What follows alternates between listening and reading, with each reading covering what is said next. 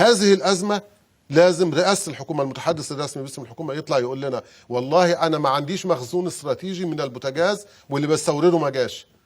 2، ونساله السيد وزير التموين اذا كنت انت رايت انه الاستيراد تعطل، ما استعجلتش البواخر ليه؟ ما عملتش اي اجراء ليه؟ ما عملتش تباديل في اماكن ممكن يكون فيها زيادات نوزع؟ في مشكله.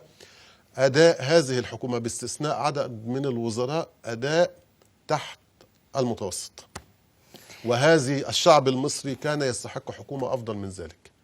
والله العظيم احنا نستحق افضل من ذلك، علشان يعني ما بتحققش والله العظيم الاهداف اللي نستحق خرج افضل ليها من ذلك. واللي اختار الدكتور حازم الببلاوي رئيسا للوزراء منه لله، منه لله، مش هقول اكتر من كده. نحن لم نرى حكومه اضعف من ده. حتى حكومه احمد نظيف ايام مبارك اللي ما كانتش عجبانا ما كانتش كده، ما كانتش كده. ايه المطلوب؟